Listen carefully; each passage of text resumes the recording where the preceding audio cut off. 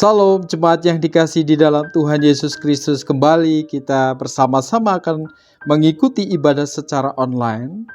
Kiranya kita semua dalam keadaan sukacita, selalu mengucap syukur dan selalu berbahagia. Kita akan memuji Tuhan, tetapi sebelumnya kita mohon pertolongan penyertaan Tuhan untuk memimpin ibadah kita pada pagi hari ini. Mari tundukkan kepala kita dan kita berdoa. Bapa di sorga, Bapa kami yang tak pernah lupa mengasihi, menyertai dan membimbing kami sepanjang hari. Pada kesempatan ini, kami ingin mengucap banyak rasa syukur atas berkat dan pertolongan yang telah Tuhan berikan, sehingga kami bisa berkumpul di rumah kami masing-masing untuk beribadah dalam keadaan sehat. Kami pun tidak dapat mengungkapkan betapa besar kasih yang telah Tuhan berikan dalam hidup kami, selain hanya melalui pujian dan penyembahan yang bisa kami berikan. Biarlah dalam ibadah hari ini, kami boleh berkenan di hadapan-Mu dan dapat menjadi terang bagi orang lain yang ada di luar sana. Tuhan, terima kasih, mohon berkati setiap kami, dan kami siap untuk beribadah pada pagi hari ini. Amin. Jemaat yang dikasih di dalam Tuhan, mari persiapkan hati kita untuk menaikkan satu pujian dengan sungguh-sungguh yang mengatakan, selalu ada jalan. Ketika jalanku lalu berputar di padang gurun, Engkaulah yang memelihara hidupku sempurna. Mari naikkan pujian ini dengan sungguh-sungguh, kita sambil belajar untuk pujian yang baru ini.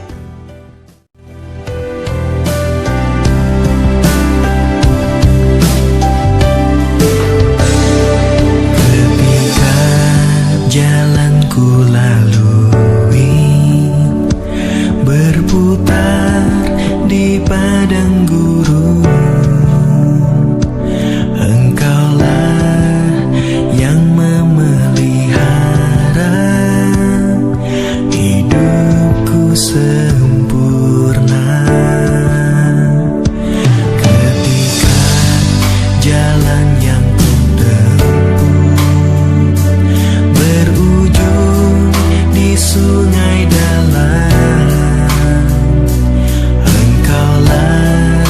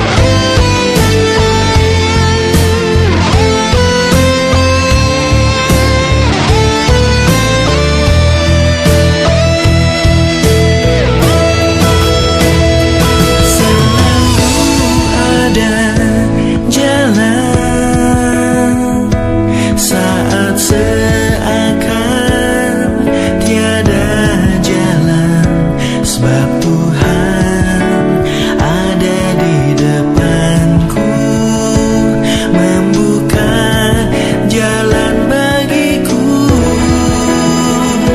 Selalu ada jalan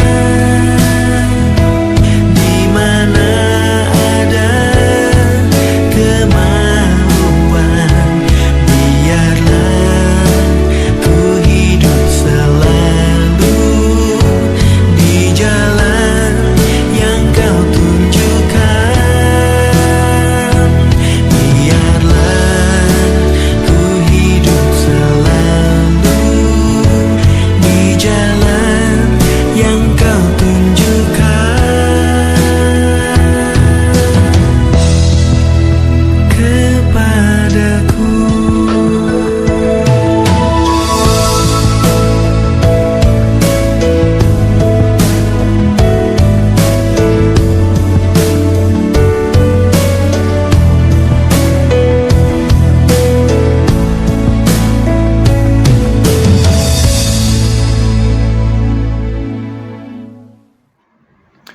Salam saudara yang dikasih di dalam Tuhan Yesus Kristus. Kiranya kita semua dalam keadaan tetap bersukacita.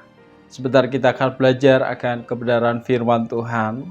Walaupun ibadah kita masih secara online, tetapi kita tetap semangat, tetap memiliki pengharapan di dalam Tuhan. Kita tetap mencari Tuhan, kita tetap dekat dengan Tuhan. Sebelum kita belajar firman Tuhan, mari kita berdoa. Kami bersyukur ya Bapa untuk pagi yang indah ini. Terima kasih untuk kasih setia Tuhan dan pemeliharaan penyertaan Tuhan. Sehingga kami bersama-sama ingin belajar kebenaran firman Tuhan. Kami masih diberikan kesempatan untuk memuliakan nama Tuhan. Kami diberikan kesempatan untuk belajar dan mendengarkan kebenaran firman Tuhan. Ajar kami supaya kami sungguh-sungguh untuk mengikuti dan bahkan mempelajari serta melakukan kebenaran firman Tuhan di dalam kehidupan kami. Terpujilah namamu, kami siap untuk mendengarkan firman Tuhan. Amin. Saudara yang dikasih dalam Tuhan, firman Tuhan hari ini terambil di dalam Amos pasal 5 ayat 4 sampai ayat yang ke-6. Mari Bapak Ibu semuanya boleh membuka Alkitabnya dan saya akan membacakannya untuk kita semuanya. Demikian bunyi firman Tuhan. Amos pasal 5 ayat 4 sampai ayat yang ke-6. Sebab beginilah firman Tuhan kepada kaum Israel. Carilah aku, maka kamu akan hidup. Janganlah kamu mencari Betel, janganlah pergi ke Gilgal, dan janganlah menyeberang ke Berseba.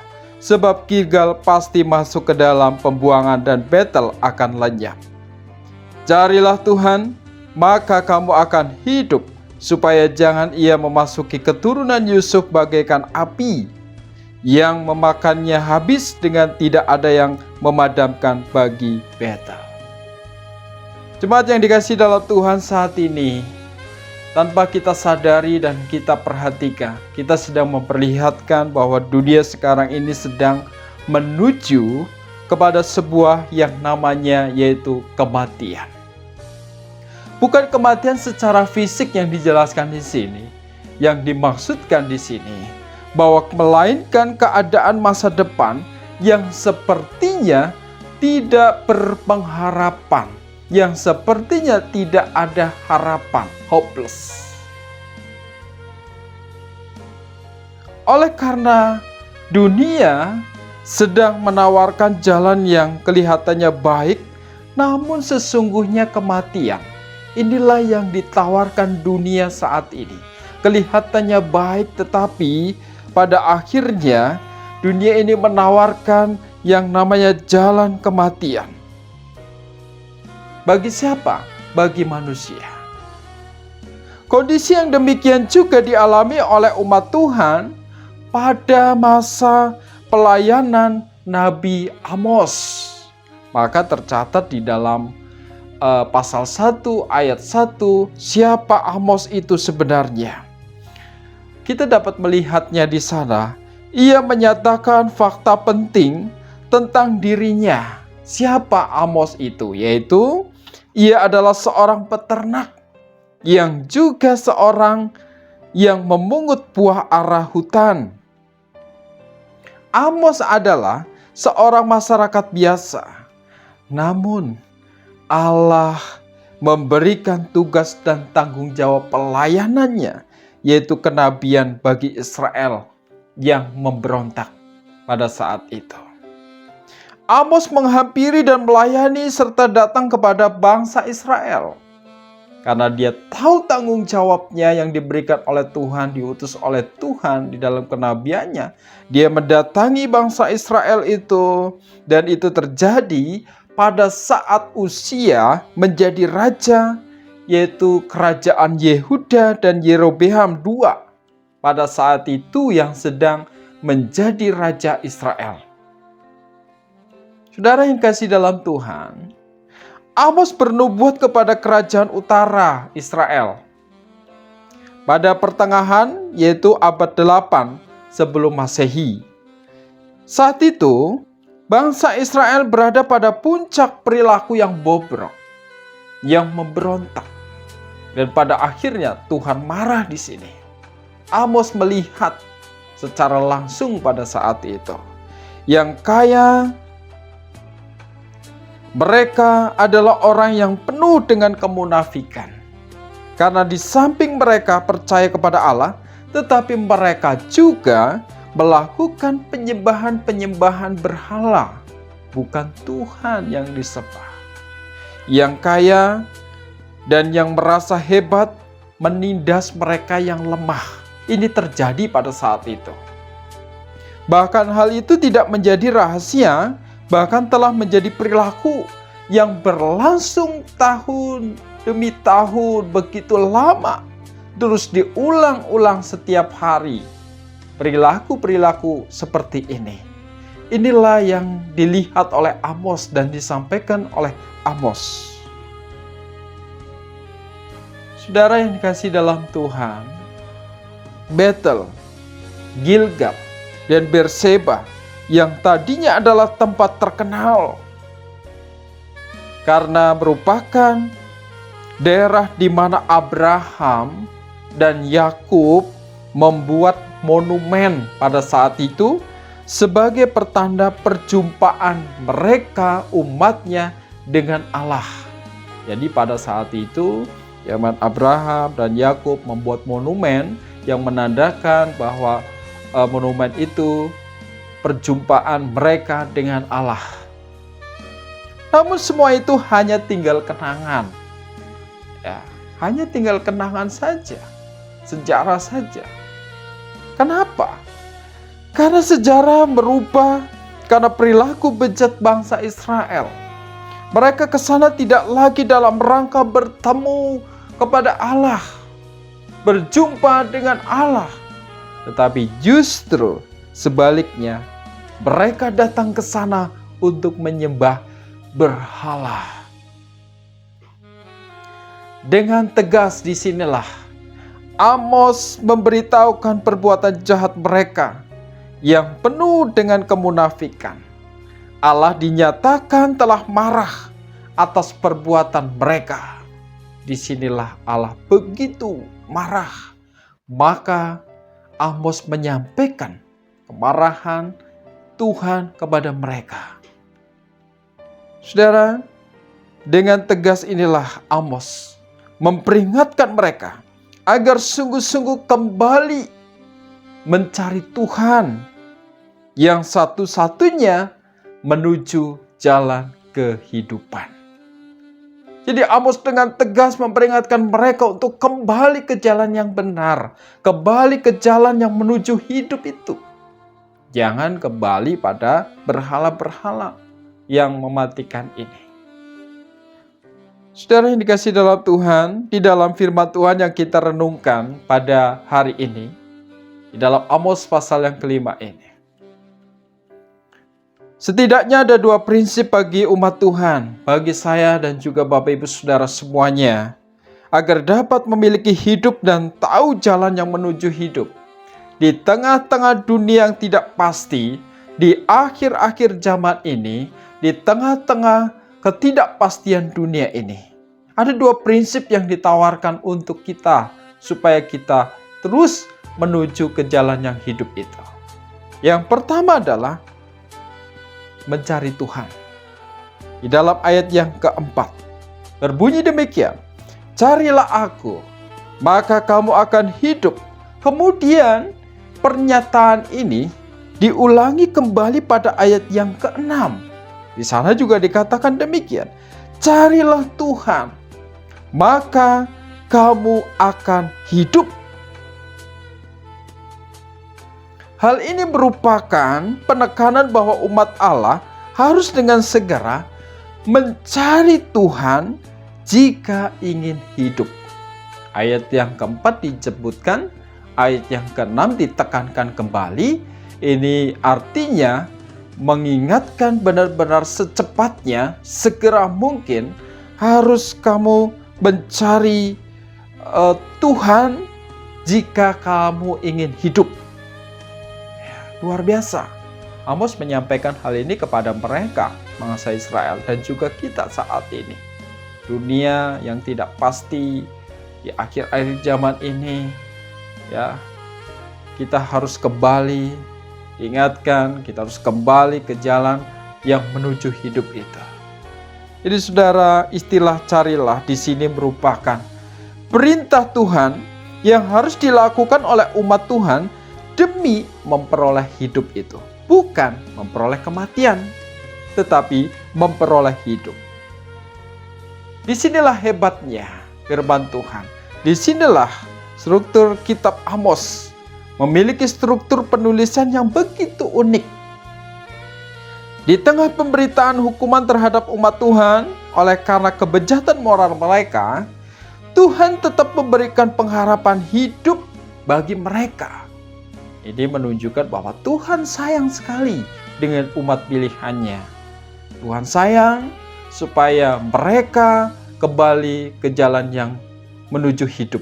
Supaya kita kembali kepada jalan yang menuju hidup. Untuk apa? Lebih dekat dengan Tuhan, mencari Tuhan di tengah-tengah dunia yang tidak penuh kepastian ini. Jadi saudara yang dikasihi dalam Tuhan Yesus Kristus, bukti bahwa Tuhan tetap menyatakan kasih-Nya bagi yang meresponi perintahnya dengan penuh ketaatan. Saudara, konsekuensinya adalah hidup bagi orang yang mencari Dia.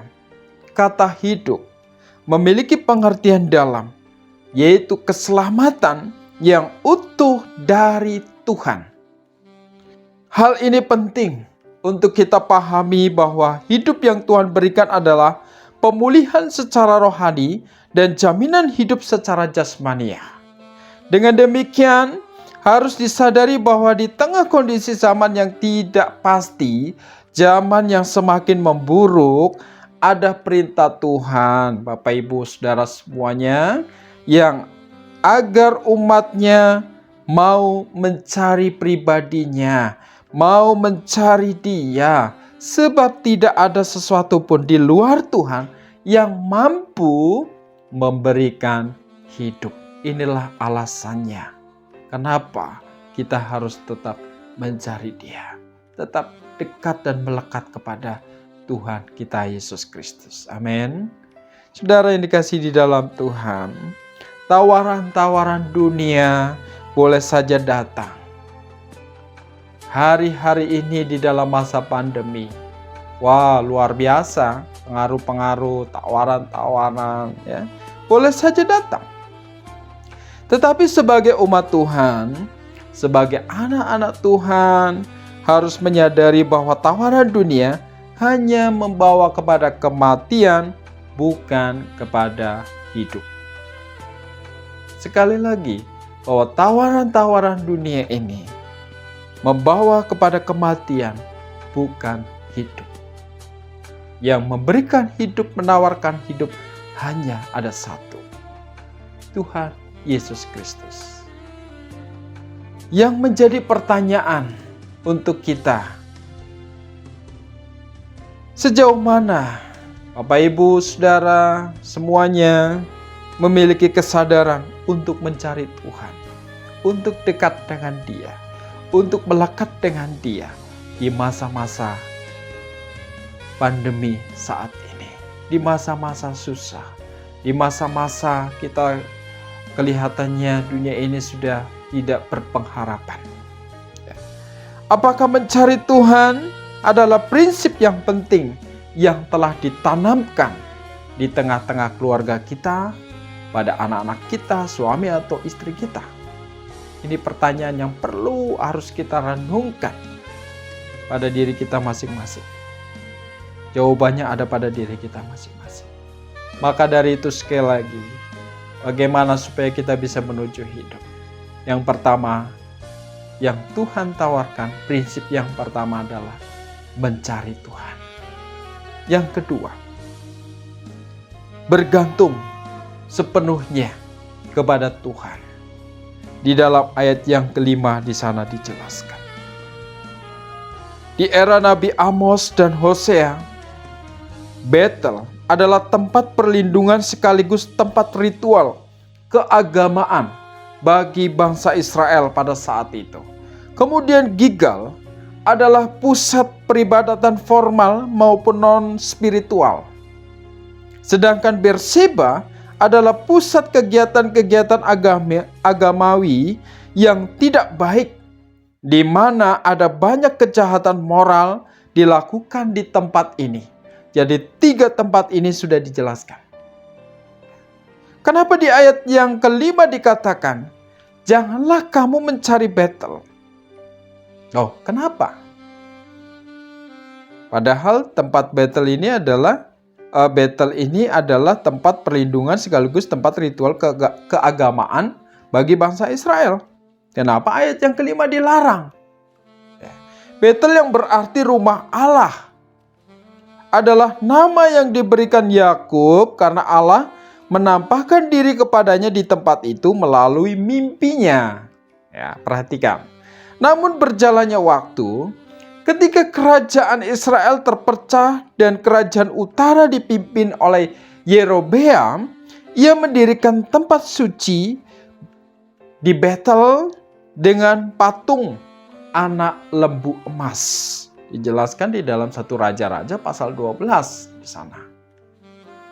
Untuk mencegah umatnya pergi beribadah ke selatan atau Yerusalem, karena hal tersebutlah Nabi Amos mengingatkan kaum Israel agar jangan mencari Betel.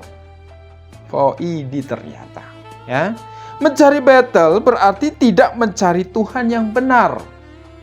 Mencari Betel berarti menyembah kepada berhala, yaitu anak lembu emas yang dibuat oleh Raja Yerobeam. Mencari Betel tidak akan beroleh hidup. Ini Amos sampaikan. Wow, ini ternyata alasannya di dalam ayat yang kelima. Jangan kamu mencari Betel itu. Ketiga tempat ini merupakan tempat-tempat yang menjadi kebanggaan sekaligus pusat ritual keagamaan bangsa Israel pada saat itu. Penyalahgunaan fungsi dan makna suatu tempat ibadah menjadi dasar kemarahan Tuhan kepada mereka. Ini yang menjadi alasannya. Larangan tegas Tuhan dikatakan, janganlah mencari Betel, janganlah pergi ke Gilgal, dan janganlah menyeberang ke Berseba. Saudara yang kasih dalam Tuhan, hal ini menunjukkan kebencian Tuhan terhadap hati mereka yang tidak lagi mengandalkan Tuhan. Mereka sudah menduakan Tuhan. Mereka tidak lagi datang kepada yang hidup lagi, ya, tetapi lebih senang dengan tawaran dunia, yaitu berhala itu. Melainkan tempat-tempat yang dijadikan sebagai kebanggaan dan pemujaan mereka. Tempat itu sekarang jadi favorit mereka, idol mereka, untuk mengadakan pemujaan kepada berhala-berhala. Saudara yang dikasihi di dalam Tuhan, Seringkali hidup orang percaya seperti mereka. Hal-hal dunia sering menjadi kebanggaan kita. Kita lebih cenderung menikmati kesenangan-kesenangan dunia. Kita lebih cenderung menerima tawaran-tawaran dunia yang kelihatannya memiliki rasa nikmat yang luar biasa. Tetapi kita tidak tahu ujungnya, apakah hidup atau kematian. Dan inilah yang seringkali dunia inilah yang menjadi kebanggaan kita. Kekayaan, pekerjaan, kedudukan, kepintaran seringkali menjadi idol-idol dalam hidup ini. Kita seringkali menjadi sombong dengan hal-hal seperti ini. Ingat, walaupun kita saat ini merasa barangkali sedang kesulitan, tengah-tengah masa pandemi, ya. Tetapi hari ini diingatkan kembali bahwa Tuhan ingin umatnya untuk terus berjalan, yaitu melalui jalan yang menuju hidup itu. Untuk kita terus lagi berpengharapan kepada Dia, menyerahkan semuanya, segala sesuatunya hanya kepada Tuhan. Amin. Mari saudara yang dikasihi di dalam Tuhan Yesus Kristus. Tuhan dan firman-Nya adalah kekal. Janganlah menggantungkan hidup kepada sesuatu yang fana. Bergantunglah kepada Tuhan, maka hidup itu akan menjadi bagian saya dan juga Bapak Ibu Saudara semuanya dimanapun berada. Menjadi bagian kita, dan kita akan menjadi orang yang kuat di dalam menghadapi krisis dan tekanan-tekanan di akhir zaman ini. Kita menjadi umat yang begitu kokoh dan tahan di dalam menghadapi pengaruh-pengaruh kenikmatan dunia ini. Kita tetap kokoh iman kita hanya di dalam Tuhan Yesus Kristus. Saudara, meskipun dunia saat ini tidak lagi memberikan pengharapan, tetapi ingatlah bahwa kita tetap memiliki pengharapan itu. Puji Tuhan. Dengan cara apa? Dengan cara mencari Tuhan dan terus bergantung kepada Tuhan dalam semua aspek hidup kita. Berkat yang Tuhan sediakan bagi orang-orang yang mencari Tuhan bukan hanya untuk hidup hari ini saja, tetapi juga untuk kehidupan yang akan datang, kehidupan setelah kematian, yaitu kehidupan yang kekal. Teruslah mencari Tuhan melalui doa yang barangkali sederhana. Mazmur 90 ayat 10 dikatakan, masa hidup kami 70 tahun, dan jika kami kuat 80 tahun. Dan kebanggaannya adalah kesukaran dan penderitaan, sebab berlalunya buru-buru dan kami melayang lenyap. Yesaya 55 ayat 6, carilah Tuhan selama Ia berkenan ditemui. Berserulah kepadanya selama Ia dekat. Selamat berjalan di jalan yang menuju hidup. Amin. Mari kita berdoa. Tuhan Yesus yang baik, kami bersyukur firman-Mu menegur, mengingatkan kami untuk kami terus dekat dengan Tuhan, untuk kami terus waspada, untuk kami terus hidup di dalam Tuhan Yesus Kristus. Mencari Tuhan dan berserah hanya kepada Tuhan, supaya kami tetap diberkati oleh Tuhan Yesus Kristus. Tuhan, terima kasih. Ajar kami untuk kami memiliki ketetapan hati kami, iman kami yang kokoh di dalam Tuhan Yesus Kristus. Biarlah kami tetap berjalan di jalan yang menuju hidup, yang memberikan sebuah kehidupan yang kekal. Terima kasih Tuhan untuk firman-Mu hari ini. Berkati umat-Mu di dalam kehidupan mereka. usaha pekerjaan mereka, Tuhan memberkati. Anak-anak umat-Mu di tempat ini ya Tuhan, yang sudah mulai bersekolah, berkuliah, kiranya Tuhan memberkati dengan hikmat akal budi, kecerdasan, kepintaran yang berasal dari Tuhan. Kesehatan, Tuhan lindungi, jauhkan dari sakit penyakit, mara bahaya, dan juga virus yang saat ini sedang berkembang. Berkati sertai juga umat-Mu yang saat ini sedang sakit. Biarlah umat GSK Bogor tetap diberkati Tuhan, dilindungi Tuhan, dipulihkan dari sakitnya. Oleh obat, minuman, makanan, biarlah Tuhan pakai menjadi alat kesembuhan. Kami juga menyerahkan untuk gereja GSK Bogor. Tuhan sertai, Tuhan pimpin di dalam setiap kebutuhan-kebutuhan operasional. Tuhan memberkatinya. Berkati para pelayan, hamba Tuhan serta majelis. Tuhan menyertai mereka. Tetap setia, tetap kokoh di dalam Tuhan. Hamba berdoa secara khusus juga Tuhan untuk umat-Mu.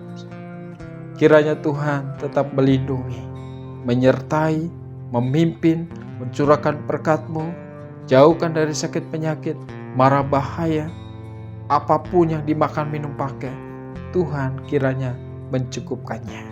Terima kasih untuk firman-Mu, dan biarlah kami tetap memiliki pengharapan di dalam Tuhan Yesus Kristus.